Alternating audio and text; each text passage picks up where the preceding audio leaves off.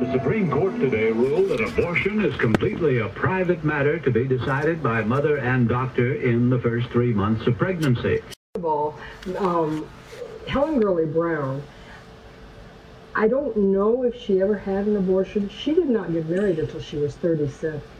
She was married for 50 years to the same man. But the reason abortion fit into her plans of the way women should get ahead was because she was selling the life that corporate America wanted women to live. You know, so that they could have women working, but they wouldn't have to mess around with all that. So in that way, pregnant women and moms were an inconvenience to Helen Gurley Brown, just like they were to a lot of employers. There was a secret that nobody knew, is that mothers were not actually in the magazine. You never saw a mother in the magazine. You never saw a child in the magazine. You know, propaganda is half-truth, selected truth, and truth out of context. It isn't just a bunch of lies. And one thing that people don't recognize about propaganda when they look at it is look for the things that aren't there. But abortion shouldn't be a luxury. It should be it shouldn't be the new I summer in Montauk. It should be on the dollar menu at McDonald's. Hey, I'd like a large Diet Coke, and can you get this egg out of my McMuffin? Politically, always listen very carefully to the words that are being used. You know, we need to pass law X, Y, and Z because it protects women's health. Bill Clinton, I will be happy to sign a ban on partial birth abortion so long as it includes an exception on women's health. Well, what do they mean? Now, I have a law degree, and every lawyer knows that every single word has meaning. Yep. And what Roe didn't do was define the word health. Doe versus Bolton did. It says that health, the term health, includes a woman's physical health. Okay, but it didn't say how badly impaired her physical health had to be for it to be a problem. It includes her mental health. Okay, but again, how bad does her mental health has to be? I suppose I can imagine, I never saw one, but I can imagine a case of if the woman's going to have a psychotic break because of her pregnancy, that certainly seems like a severe mental health problem. How about she's under tremendous stress? How about, I just don't think I can cope with this pregnancy? That's mental health too. It includes her economic health. Whoa, how much money do you have to be economically healthy? Not defined. And if that wasn't enough, it includes her social health. What in blazes does that mean? What it means then when a politician says, I would be happy to support your bill so long as it has a health exception, translation, I would be happy to support your bill so long as it contains an exception so big that the bill is of no real practical effect. I want to know what the argument is now. Because, you know, they say it's really not a baby. At first, it's really not a baby. Now it's just a full-term baby. Now, Roe versus Wade was decided based on a lie. In fact, the person that they used to get this bill passed, she admitted before she died that she lied. I was an abusive alcoholic for many years. I've done a lot against his teachings, but I think the far greater sin that I did was to be the plaintiff in Roe versus Wade.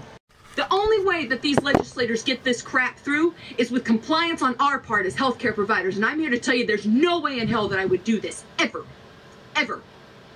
I got 2 patients in that room, my mom and my baby.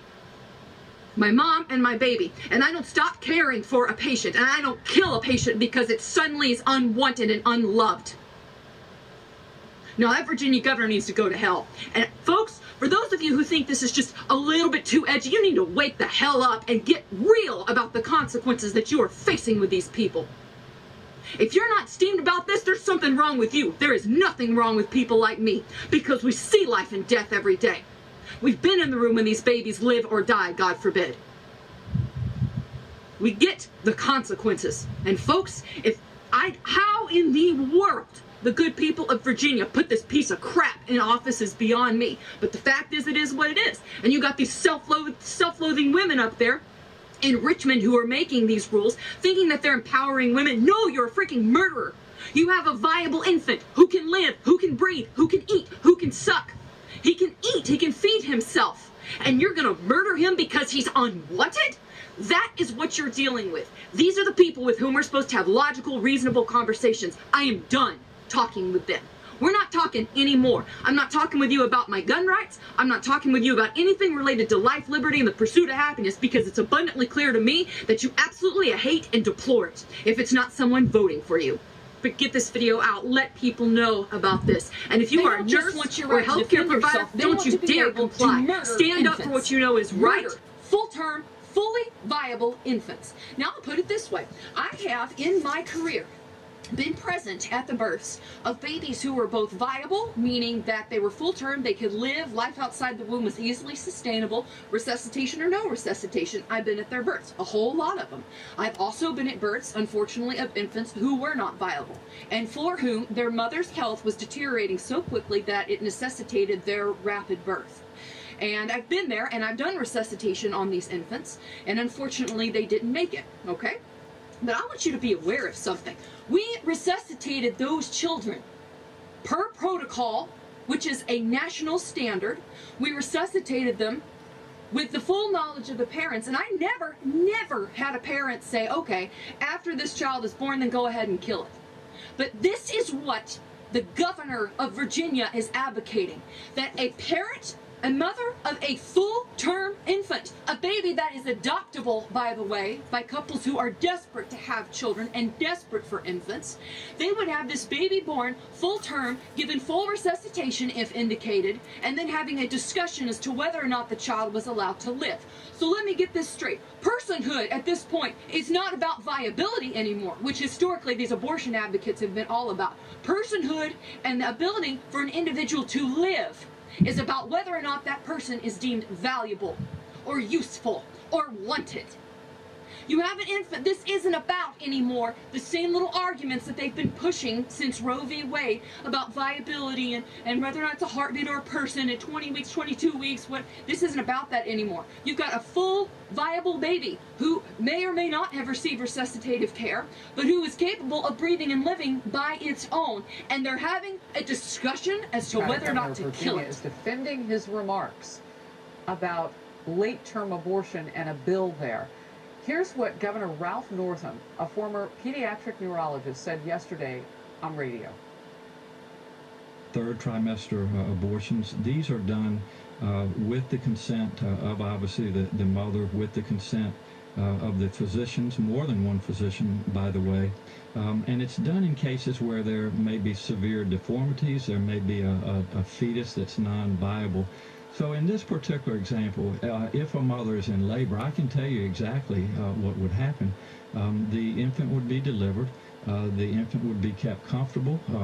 The infant would be resuscitated if that's what the mother and the family desired. And then a discussion would ensue between the physicians and the mother. It's really hard for me to even ask you this question because I'm almost in disbelief.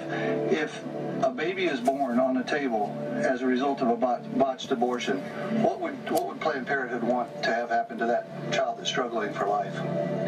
Well, you know, we believe that any decision that's made should be left up to the woman, her family, and the physician.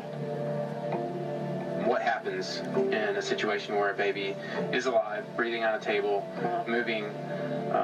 What do your physicians do at that point? I do not have that information. I am not a physician. I'm not an abortion provider. So I do not have that information. They'll just suction the baby, and it's possible that there may be movement as they're taking out the fetus. Like movement after? And then what happens? Well, then usually it stops on its own. Okay. So if they use the digoxin, no, What did you say, suction?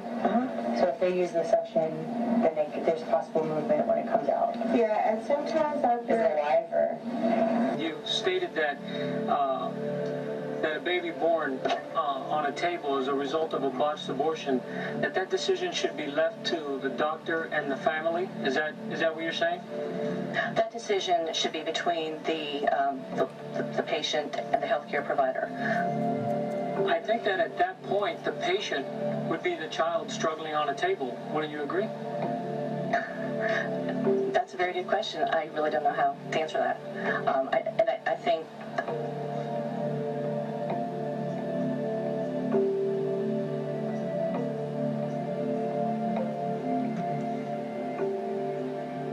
further.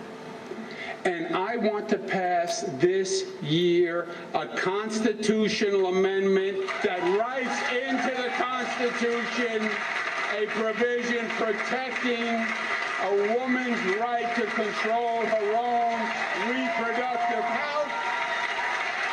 We'll pass it next year. We'll put it on the ballot. We'll write it into the Constitution, and we'll be able to say we have protected women's rights in a way no one else has before.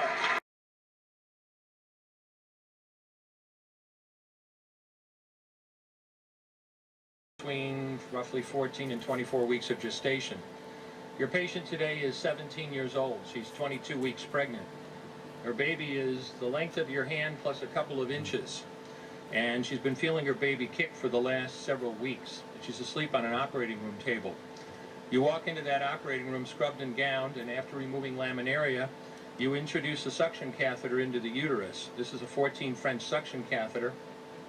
If she were 12 weeks pregnant or less, basically the width of your hand or smaller, you could basically do the entire procedure with this. But babies this big don't fit through catheters this size. After suctioning the amniotic fluid out from around the baby, you introduce an instrument called a Sofer clamp. It's about 13 inches long. It's made of stainless steel. The business end of this clamp is about 2.5 inches long and 1/2 inch wide. There are rows of sharp teeth. This is a grasping instrument. When it gets a hold of something, it does not let go. A D&E procedure is a blind abortion, so picture yourself introducing this and grabbing anything you can blindly and pull, and I do mean hard, and out pops a leg about that big, which you put down on the table next to you.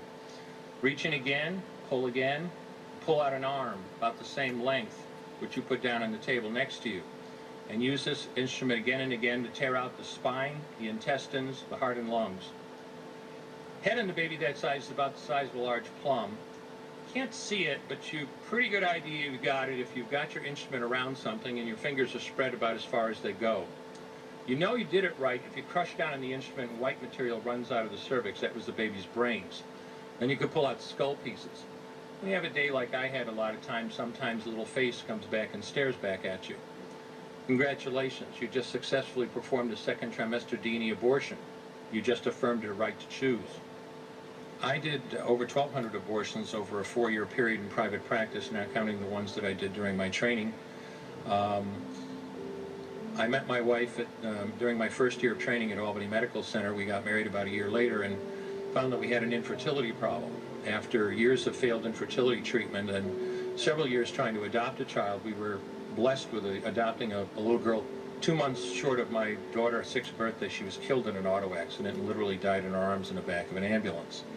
Anyone who has children might think they have some idea of what that feels like, but unless you've been through it yourself, you have no idea whatsoever. I know people find it hard to believe, but what do you do after disaster? You bury your child and then you go back to your life. And I don't remember exactly how long it was after my daughter died that I showed up at Albany Medical Center OR number 9 to perform my first second trimester D&E abortion. I wasn't thinking of it as anything special. This was routine to me. But I reached in, literally pulled out an arm or leg and got sick. You know, earlier on I described stacking up body parts on the side of the table. It's not to, gross people out, to use a simple term. When you do an abortion, you need to keep inventory. You have to make sure you get 2 arms and 2 legs and all the pieces. If you don't, your patient's going to come back infected, bleeding, or dead. So I soldiered on and finished that abortion. And I know it sounds, as I said, hard for people to believe, but I'm telling you straight up my experience. You know, after over 1,200 abortions, first and second trimester up to 24 weeks and all the rest of it, and being very dedicated to it, for the first time in my life I really looked. I really looked at that pile of body parts on the side of the table. And I didn't see her wonderful right to choose, and I didn't see all the money I just made. All I could see was somebody's son or daughter. And I stopped doing late-term abortions after that, and several months later stopped doing all abortions.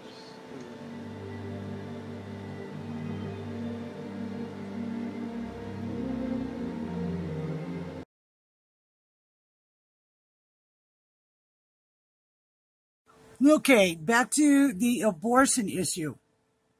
Kamala Harris and Dianne Feinstein are having a big old fucking egg because Trump's renominating some very good conservative judges for the Ninth Circuit Court. You know, the one they always run to and have to get overturned. Like 80% of their cases get overturned at the Supreme Court level because they're so fucking liberal dumb shits. But anyway, so they're upset over that. So lay an egg, Camilla. Let's see it. Quack, quack, quack, quack, quack. I mean, you got your mouth open all the time. If Willie Brown doesn't have his dick in it, then you're squawking about how much you hate America. Your idea of taking private insurance didn't go over very well, babe. I think maybe you might be in trouble. I don't know if you know this or not. You need to save your money because you're not going to be president, sweetheart. We're not going to put in a Heinz 57 mutt. That's all there is to it. I don't give a shit. You're not black. You're Jamaican and Indian. That is not black by a long shot. What are you, like Elizabeth Warren, 125,000 black? You're as fake as Elizabeth Warren. There's another fucking squawk box. I know I hate that face, but I'm done with the women on the Democrat Party. Not a one of them represents me. Not a one of them has anything in common with me. If you think murdering a baby till the time, right up to the moment of its birth is okay in your book, then you're too fucking whacked for me. And I have to tell you something. I had an abortion when I was 15 years old. And I've regretted it every fucking birthday of my son that I did have. I wonder how old it would be. I wonder what it would have been. Would have been a doctor, would have been a mechanic, would have been whatever. I wonder what color eyes he would have had or she would have had. So don't talk to me about abortion and telling me that it's a right. If you don't know you're fucking pregnant within the first 12 weeks of being pregnant, then you're too stupid to fuck. And you're too stupid to reproduce. With the millions and millions of ways to prevent birth. Even the overnight pill is sold on campuses all across America now. There is no reason to be pregnant at that stage and murder your baby. And that's what you're doing. You're murdering it. They have tests in the first trimester to find abnormalities. They test the amniotic fluid. And at that first 12 weeks, they can tell you if it's got Down syndrome or anything like that. Now, I'm not a big proponent of bringing a baby into the world that I'm not going to be able to take care of it until its death. So I was never really against aborting something that was defected. Even nature has a way of expelling babies that are deformed or something. You'll notice that in cat litters and dog litters, and even with my geese. If there's something wrong with the goose, after it's born, it'll die. But getting on, I digress. The fact is here it is 30 years later. I regret what I did. And, you know, I think if I'd have been shown videos of what I watched today in the hearings, and that doctor describing what it was like to rip out an arm, and then a leg, and then watch the brains drizzle down the instrument. That's when you know you've got its head. I would have never aborted. I would have carried it to term, And I would have put it up for adoption. Or I would have kept it. I don't know. But I certainly wouldn't have killed it. And I've begged God to forgive me for what I've done. And I hope he has. Because when I go to meet my maker, I want him to know I was not perfect. I was by no means super intelligent. But I do know what murder is. And I know that God's creations are all very special. And then you watch the second part of this doctor's testimony. And he had given over 1,200 abortions in his lifetime. And after him and his wife had trouble conceiving, and so they adopted. And the little girl got to be about 6 years old, got hit by a car and killed her. And she died in his arms. He went in to do an abortion not soon afterwards. And he knew he couldn't do it any longer. Because he knew what it was like to love a child. To have a child. To raise a child. And to murder someone else's child was no longer in him. God bless him and his testimony.